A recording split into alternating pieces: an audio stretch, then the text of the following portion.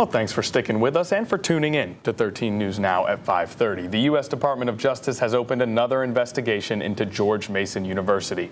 This brings the total number of federal probes opened at GMU in the past month to 4 from the DOJ and the Department of Education. Today, Virginia Democratic lawmakers address the ongoing investigations. Layla Cox joins us in the studio with the latest. Layla.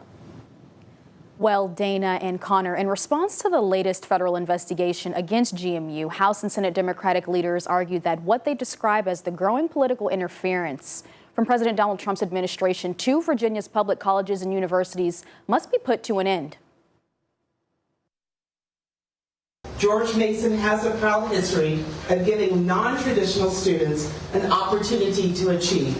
That was Charneil Herring's message at today's Democratic Caucus press conference, not just as Virginia House Majority Leader, but as a George Mason University alumna. Thursday, Virginia House and Senate Democrats alongside former Virginia Governor L. Douglas Wilder weighed in on the ongoing federal investigations against GMU. This comes after the Trump administration announced on Monday its 4th federal probe in recent weeks against George Mason University, the Commonwealth's largest public university. The Department of Justice, or DOJ, is investigating GMU, accusing the university of discriminating against students based on race or ethnicity during admissions or scholarship practices. The investigation comes after a similar DOJ inquiry into whether GMU discriminated against faculty for promotion or hiring based on diversity, equity, and inclusion, or DEI policies. Democratic leaders argue the recent federal probes are not about academic performance, but pushing political ideologies. This investigation is a distraction to our campuses, demoralizing to our faculty, and is sending a chilling message to students. GMU Associate Professor Tim Gibson tells 13 News Now that the DOJ's accusations of unlawful hiring practices does not align with the colleagues he sees every day.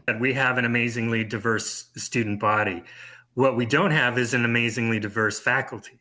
And so this idea that somehow, people of color, ethnic minorities are somehow given preference in hiring is laughable. Virginia House and Senate Democratic leaders say they will continue to advocate for the Commonwealth's public education system, a system they say deserves investment and not destruction. Layla Cox, 13 News Now. All right, thanks so much, Layla. The university president says the college will continue to cooperate amid these multiple ongoing federal investigations.